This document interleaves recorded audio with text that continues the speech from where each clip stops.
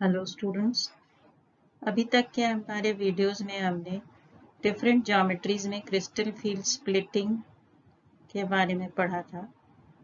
आज हम देखेंगे क्रिस्टल क्षेत्र विपाटन ऊर्जा को प्रभावित करने वाले कारक, factors affecting crystal field splitting energy. Splitting energy हम सब जानते हैं, क्रिस्टल फील्ड थ्योरी में स्प्लिटिंग एनर्जी का बहुत इम्पोर्टेंट रोल है, बिकॉज वो कॉम्प्लेक्सेस के कलर्स और मैग्नेटिक प्रॉपर्टीज के बारे में हमको बताती है। तो कॉम्प्लेक्सेस की ट्रांजिशन मेटल कॉम्प्लेक्सेस की स्प्लिटिंग को से हम उनके कलर्स को, उनकी मैग्नेटिक प्रॉपर्टीज को एक्सप्लेन कर सकते हैं। तो अब स्प्लिटिंग किस पे डिपेंड करेगी? स्प्लिटिंग कितनी होती है ऑर्बिटल्स की, डी ऑर्बिटल्स में जो एनर्जी डिफरेंस होता है T2G और EG ऑर्बिटल्स में, वो कितना होगा, वो किस पे डिपेंड करेगा? मेटल और लिगेंड के बीच में इंटरैक्शन से। तो मेटल और लिगेंड के बीच में इंटरैक्शन कब ज्यादा होगा? जब वो दोनों एक दूसरे के पास होंगे।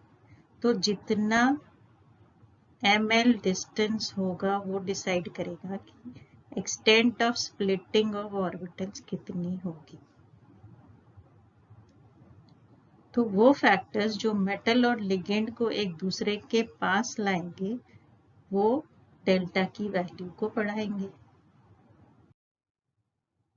तो वो कौन से फैक्टर्स हैं जो क्रिस्टल फील्ड स्प्लिटिंग एनर्जी को प्रभावित करते हैं? इसमें बेसिकली तीन तरह के फैक्टर्स होते हैं। सबसे पहला वो जो मेटल आयन से रिलेटेड है, मतलब नेचर ऑफ मेटल आयन, धातु आयन जो है उसकी कैसी प्रकृति है। तो प्रकृति डिपेंड करेगी उस पे कितना चार्ज है मेटल आयन पे, धातु आयन पर आवेश। दूसरा फैक्टर है नंबर ऑफ डी इलेक्ट्रॉन्स, धातु आयन में डी इलेक्ट्रॉनों की संख्या कितनी है। तीसरा है प्रिंसिपल क्वांटम नंबर, मुख्य क्वांटम संख्या। इसके बाद जो दूसरी तरह के फैक्टर्स हैं वो है नेचर ऑफ लिगेंड्स, वो लिगेंड पे डिपेंड करते हैं। तो लिगेंड से रिलेटेड जो फैक्टर्स हैं वो कौन से हैं? साइज ऑफ लिगेंड्स, लिगेंड का आकार, और स्ट्रेंथ ऑफ लिगेंड्स, लिगेंड सामर्थ्य। और मेटल और लिगेंड के इन दोनों फैक्टर्स के अलावा एक तीसरा फैक्टर है ज्योमेट्री ऑफ कॉम्प्लेक्स, संकुल की ज्यामिति पे भी क्रिस्टल फील्ड स्प्लिटिंग जो है वो उसका मैग्नीट्यूड डिपेंड करता है। अब हम इन सब फैक्टर्स को एक एक करके देखेंगे। तो सबसे पहले हम मेटल से रिलेटेड फैक्टर्स लेते हैं। तो सबसे पहले हम ले रहे हैं चार्ज ऑन मेटल आयन, धातु आयन पर आवेश। तो धातु आयन पर आवेश जो है वो जितना अधिक होगा उतनी ही डेल्टा का मान अधिक होगा। मतलब जितनी ज्यादा उसकी ऑक्सीडेशन स्टेट होगी उतना ही ज्यादा उस पे, या उस पे जितना ज्यादा उस पे चार्ज होगा उतना ही मेटल आयन क्या करेगा? लिगेंड को अपनी तरफ अट्रैक्ट करेगा। क्योंकि हम जानते हैं मेटल और लिगेंड के बीच में इंटरैक्शन कैसा होता है क्रिस्टल फील्ड थ्योरी में? Electrostatic attraction. तो मेटल आयन पॉजिटिवली चार्ज्ड है और लिगेंड नेगेटिवली चार्ज्ड है, या उस पे लोन पेयर्स हैं। तो मेटल आयन पे जितना पॉजिटिव चार्ज अधिक होगा वो उतना ही ज्यादा लिगेंड को अपने तरफ अट्रैक्ट करेगा। तो अगर हम ट्रांजिशन सीरीज की बात करें तो फर्स्ट ट्रांजिशन सीरीज के डाई पॉजिटिव आयन्स, मतलब +2 वाले जो इसके आयन्स होते हैं उनकी डेल्टा की रेंज है 7500 to 12,000 सेंटीमीटर इनवर्स। इसी तरह से ट्राई पॉजिटिव आयन्स के लिए, +3 वाले आयन्स के लिए 13,500 to 21,000 सेंटीमीटर इनवर्स। तो यहाँ हम देख सकते हैं +2 वालों की रेंज कम है और +3 वालों की ज्यादा है। इसका मतलब जितना ज्यादा चार्ज होगा उतनी ही ज्यादा डेल्टा की वैल्यू होगी। एग्जाम्पल अगर हम कंसिडर करें इसका, तो हमने यहाँ पे दो कॉम्प्लेक्सेस लिए, दोनों में मेटल आयन भी सेम है, दोनों के लिगेंड्स भी सेम है, लेकिन डिफरेंस किसका है? दोनों के चार्जेस का। इसमें Fe+2 है और इसमें Fe+3 है। तो इनकी डेल्टा की वैल्यूज अगर हम कंपेयर करें तो इसकी 10,400 है, Fe+3 वाले की 13,700 है। तो जैसे चार्ज बढ़ा डेल्टा की वैल्यू बढ़ गई। दूसरा एग्जाम्पल हम ऐसा लेते हैं, इसमें मेटल आयंस दोनों डिफरेंट है, लिगेंड्स दोनों के सेम है, लेकिन चार्ज दोनों पे डिफरेंट है। मेटल आयंस भी डिफरेंट है और चार्ज भी डिफरेंट है, लेकिन नंबर ऑफ डी इलेक्ट्रॉन्स दोनों में सेम है, दोनों D3 कॉन्फ़िगरेशन के हैं। तो अगर इन दोनों की डेल्टा की वैल्यूज हम कंपेयर करें तो हम ये देख सकते हैं वेनेडियम+2 के लिए 12,400 वैल्यू है और क्रोमियम+3 के लिए 17,400 है। तो different metal ions with different charges, इसमें भी हमारे पास क्या है, डेल्टा की वैल्यू बढ़ रही है किसके साथ, चार्ज बढ़ने के साथ।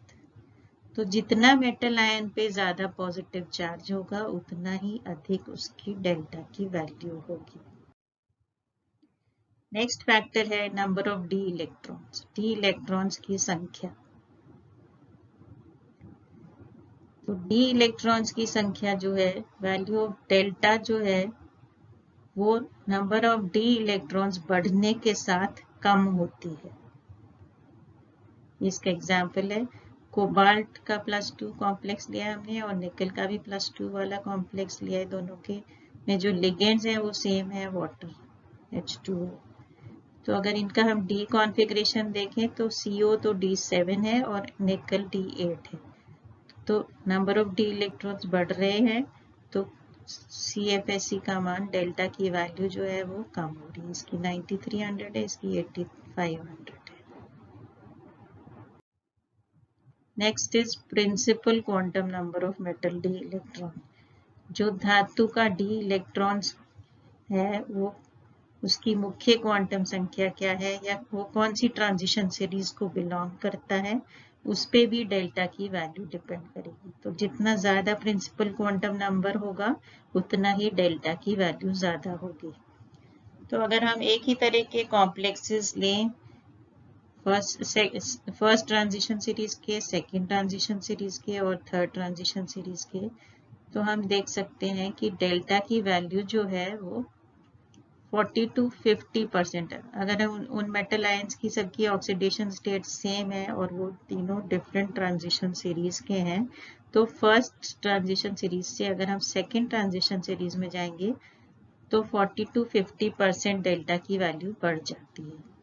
इसी तरह से अगर हम सेकेंड ट्रांजिशन सीरीज से थर्ड ट्रांजिशन सीरीज में जाएं और मेटल के कॉम्प्लेक्सेस सिमिलर हैं, उनकी ऑक्सीडेशन स्टेट मेटल आयंस में सेम है, तो जो इंक्रीज होता है वो 20 to 30% होता है। ये इसके हम एग्जांपल्स देख सकते हैं। इसमें ये कोबाल्ट का कॉम्प्लेक्स है अमोनिया वाला, अमोनिया के साथ, तो ये रोडियम अमोनिया के साथ, इरिडियम अमोनिया के साथ। इन तीनों में +3 चार्ज है। तीनों में जो डिफरेंस है किसका है, तीन मेटल आयंस जो है वो अलग अलग ट्रांजिशन सीरीज के हैं। ये 3D series, 4D series and 5D series. तो n की वैल्यू इसमें 3 है प्रिंसिपल क्वांटम नंबर, यहाँ 4 है और यहाँ 5 है। तो जैसे प्रिंसिपल क्वांटम नंबर बढ़ रहा है, number of D electrons is same, तीनों में D6 कॉन्फ़िगरेशन है। तो जैसे जैसे प्रिंसिपल क्वांटम नंबर बढ़ रहा है, ये डेल्टा की वैल्यू हम देख सकते हैं यहाँ पे इंक्रीज हो रही है। तो सेकेंड और थर्ड ट्रांजिशन सीरीज वाले जो कॉम्प्लेक्सेस हैं वो मोस्टली कौन सी तरह के कॉम्प्लेक्स बनाएंगे, लो स्पिन कॉम्प्लेक्सेस बनाएंगे, क्योंकि डेल्टा की वैल्यू ज्यादा हो गई। तो डेल्टा की वैल्यू ज्यादा होने से लोअर एनर्जी में, मतलब T2G ऑर्बिटल्स में ही इलेक्ट्रॉन्स पेयर हो जाएंगे। तो इलेक्ट्रॉन्स की पेयरिंग होने की वजह से लो स्पिन कॉम्प्लेक्सेस बनेंगे सेकेंड और थर्ड ट्रांजिशन सीरीज में। लेकिन फर्स्ट ट्रांजिशन सीरीज में डेल्टा की वैल्यू थोड़ी कम होगी तो उसमें हाई स्पिन कॉम्प्लेक्सेस भी बन सकते हैं।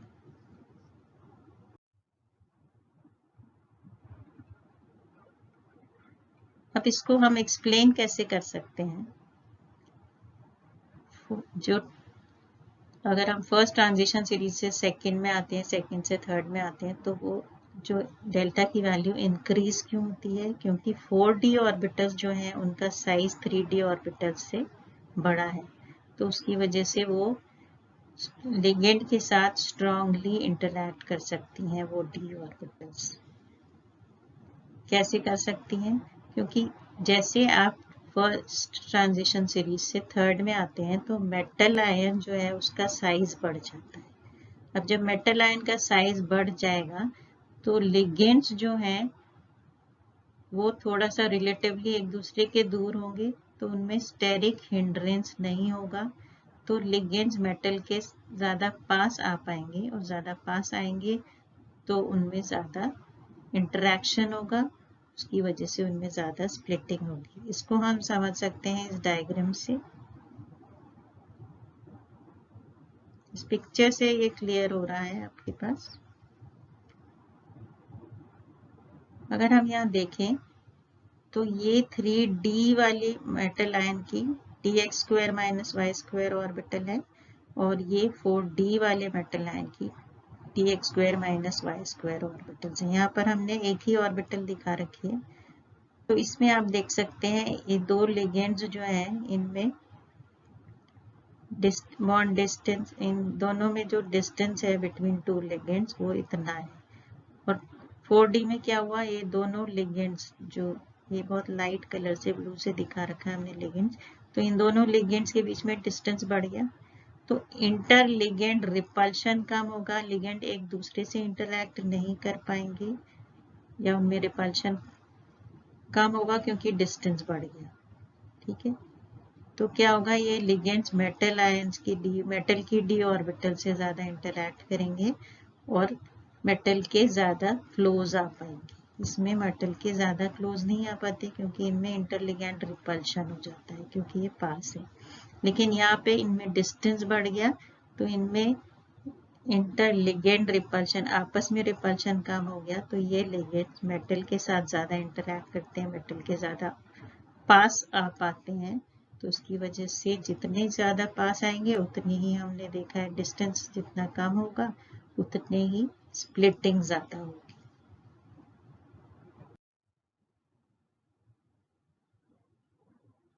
अब हम आते हैं लिगेंड्स के फैक्टर्स पे। तो लिगेंड्स में सबसे पहला फैक्टर है साइज ऑफ लिगेंड्स, लिगेंड्स का आकार। लिगेंड्स का आकार या साइज कैसे प्रभावित करता है क्रिस्टल फील्ड स्प्लिटिंग को? जितना छोटा लिगेंड का साइज होगा वो उतना ही क्लोजली मेटल के पास आ पाएगा। तो जितना छोटा होगा मेटल लिगेंड का साइज उतना वो मेटल के पास आ पाएगा, मेटल के पास जितना वो आएगा उतना ज़्यादा इंटरेक्शन होगा, उतनी ज़्यादा स्प्लिटिंग होगी। तो स्ट्रॉन्ग क्रिस्टल फील्ड होगा, छोटे आयंस छोटे लिगेंड्स के साथ स्ट्रॉन्ग क्रिस्टल फील्ड जनरेट होगा और डेल्टा की वैल्यू बढ़ जाएगी। तो अगर हम हेलो आयंस का हेलाइड आयंस का एग्जाम्पल लें तो सबसे ज़्यादा आप जानते हैं सबसे स्मॉलेस्ट हेलाइड आयन है फ्लोराइड और लार्जेस्ट है आयोडाइड। तो अगर हम डेल्टा की वैल्यू देखें तो मैक्सिमम होती है फ्लोराइड के लिए और आयोडाइड के लिए सबसे कम होती है। इसका एग्जाम्पल भी हम ले सकते हैं, टाइटेनियम का फ्लोराइड क्लोराइड ब्रोमाइड के साथ हम कॉम्प्लेक्सेस की डेल्टा की वैल्यू हम यहाँ देख सकते हैं। तो Ti+3 मेटल आयन सेम है, लिगेंड्स डिफरेंट हैं, लेकिन लिगेंड्स का साइज बढ़ने के साथ क्या हुआ, यहाँ पे डेल्टा की वैल्यू कम हो रही है। अब अगर दोनों लिगेंड्स कोई भी दो लिगेंड्स के साइज सेम है तो कौन सा लिगेंड ज्यादा स्प्लिटिंग एनर्जी देगा? जिस पे ज्यादा चार्ज होगा। The ligand of greater charge will be more polarisable. जिस पे ज्यादा चार्ज होगा, जैसे -1 है और -2 है, तो -2 वाले पे ज्यादा चार्ज है तो वो ज्यादा स्ट्रांगली मेटल को अट्रैक्ट करेगा अपनी तरफ, तो उन दोनों के मेटल और लिगेंड के बीच में ज्यादा इंटरेक्शन होगा, तो डेल्टा की वैल्यू बढ़ जाएगी। तो साइज जितना छोटा लिगेंड होगा उतनी डेल्टा की वैल्यू बढ़ेगी, और जितना ज़्यादा लिगेंड पे चार्ज होगा उतनी ही डेल्टा की वैल्यू बढ़ेगी।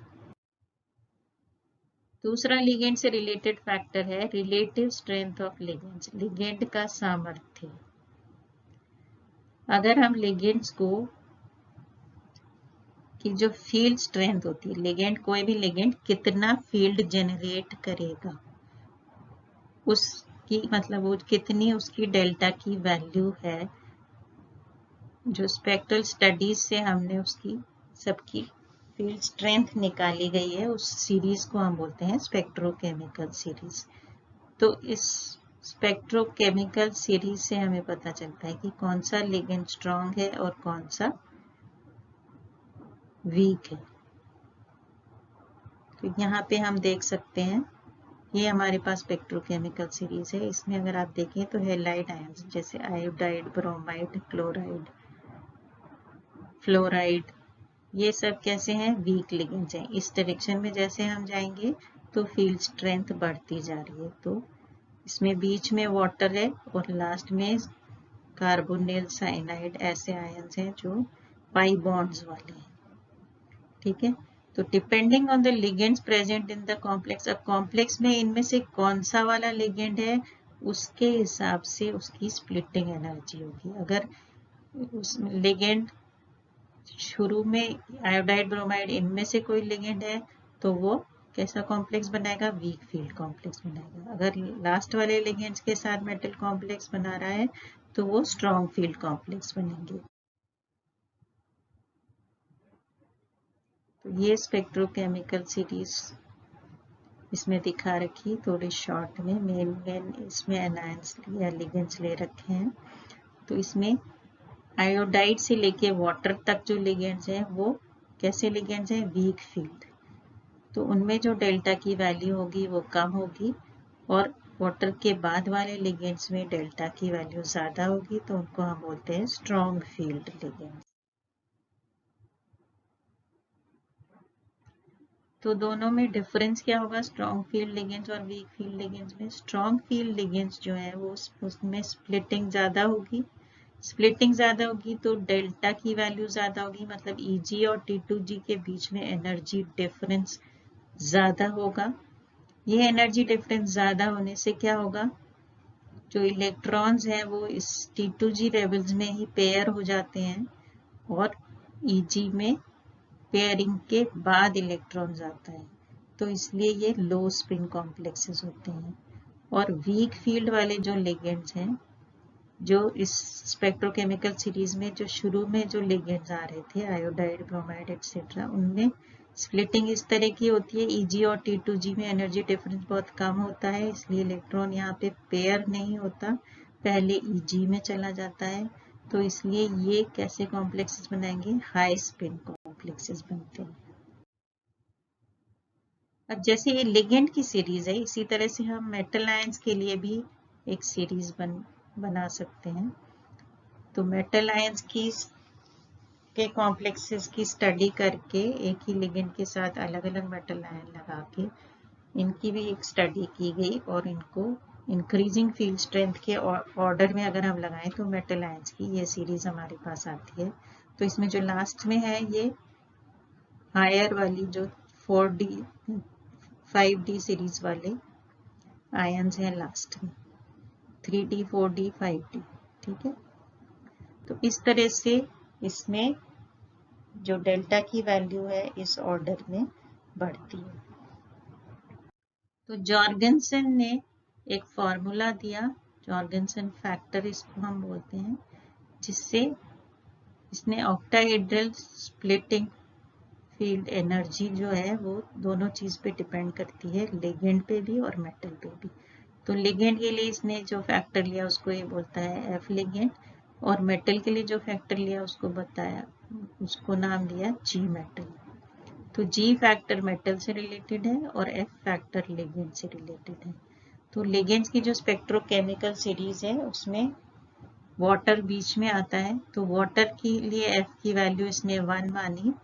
तो जिन लिगेंड्स की वैल्यू 1 से कम है, उन जिन लिगेंड्स के लिए एफ की वैल्यू 1 से कम है उनको इसने बोला वीक फील्ड लिगेंड्स, और जिनकी 1 से ज़्यादा है उनको स्ट्रॉन्ग फील्ड लिगेंड्स मानते हैं। और जी मेटल जो है, ये जी फैक्टर जो है ये मेटल से रिलेटेड है। तो आपकी बुक्स में आपको एफ लिगेंड और जी मेटल इन दोनों की वैल्यूज मिल जाएगी अलग अलग मेटल और लिगेंड्स के लिए। तो इन दोनों की वैल्यूज अगर हमें पता है तो हम क्रिस्टल फील्ड स्प्लिटिंग एनर्जी या डेल्टा ओ के जो मान है वो अलग अलग कॉम्प्लेक्सेस के लिए हम निकाल सकते हैं। नेक्स्ट जो फैक्टर है वो है ज्योमेट्री ऑफ कॉम्प्लेक्सेस, संकुल की ज्यामिति। तो संकुल की ज्यामिति के बारे में हम पहले भी पढ़ चुके हैं। अगर हम सेम मेटल आयन और कैटायन, सेम एनायंस या सेम लिगेंड्स लें और 3 तरह की ज्योमेट्रीज के कॉम्प्लेक्सेस, ऑक्टाहेड्रल, टेट्राहेड्रल और स्क्वायर प्लेनर, जिसमें मेटल आयंस भी सेम है और लिगेंड्स भी सेम है, बस डिफरेंस किसका है, ज्योमेट्री का। तो अगर हम इनको कंपेयर करें तो डेल्टा की वैल्यू सबसे ज़्यादा होगी स्क्वायर प्लेनर की, फिर होगी ऑक्टाहेड्रल की, और फिर टेट्राहेड्रल के लिए सबसे कम होती है। तो इनका जो रेशियो है ये हम पहले भी पढ़ चुके हैं, delta square planar is 1.3 times delta O and delta tetrahedral is 0.45, almost half of delta O.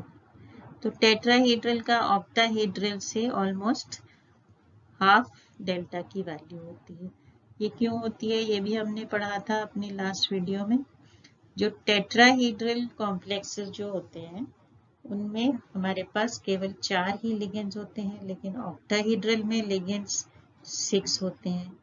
तो जितने ज़्यादा लिगेंड्स होंगे तो ज़्यादा इंटरैक्शन होगा मेटल और लिगेंड का, ज़्यादा इंटरैक्शन होगा तो स्प्लिटिंग भी ज़्यादा होगी। दूसरा इसका रीजन है कि ऑक्टाहेड्रल में लिगेंड्स जो है वो डायरेक्टली डी ऑर्बिटल्स के जो है वो उसी डायरेक्शन में होते हैं, लिगेंड्स उसी डायरेक्शन से आते हैं जिस डायरेक्शन में डी ऑर्बिटल्स ओरिएंटेड है, तो इसलिए उनमें डायरेक्ट इंटरैक्शन होता है। लेकिन टेट्राहेड्रल में जो डी ऑर्बिटल्स हैं वो सीधे लिगेंड के डायरेक्शन में नहीं है, लेकिन उसके कंपैरेटिवली क्लोज हैं। तो क्योंकि इसमें डायरेक्ट इंटरैक्शन नहीं होता इसलिए इसमें डेल्टा की वैल्यू कम है, और इसमें डी ऑर्बिटल्स और लिगेंड्स जो है वो एक दूसरे की सीध में होती है, इसलिए उनका सीधा इंटरैक्शन होता है, इसलिए उसमें ज़्यादा स्प्लिटिंग होती है। तो ये सारे फैक्टर्स हैं जो मेटल से रिलेटेड है, लिगेंड से रिलेटेड है। जो भी फैक्टर्स मेटल और लिगेंड को एक दूसरे के पास लाते हैं तो उन दोनों के पास आने से क्या होगा, मेटल की डी ऑर्बिटल्स के इलेक्ट्रॉन्स और लिगेंड्स के इलेक्ट्रॉन्स में आपस में रिपल्शन ज़्यादा होगा, रिपल्शन ज़्यादा होगा तो स्प्लिटिंग जो है T2G और EG ऑर्बिटल्स में वो स्प्लिटिंग ज़्यादा होगी, तो CFSE का मान बढ़ जाता है। तो हमने ये सारे फैक्टर्स पढ़े आज जिसमें जो CFSE को इफेक्ट करते हैं। तो अब हमारा ये वाला चैप्टर खत्म हो गया है। हम नेक्स्ट वीडियो में अपना नया चैप्टर स्टार्ट करेंगे। तो आप सब इसको एक बार इस वीडियो को देखिए और इसको बुक में से भी पढ़िए और समझिए। Thank you very much.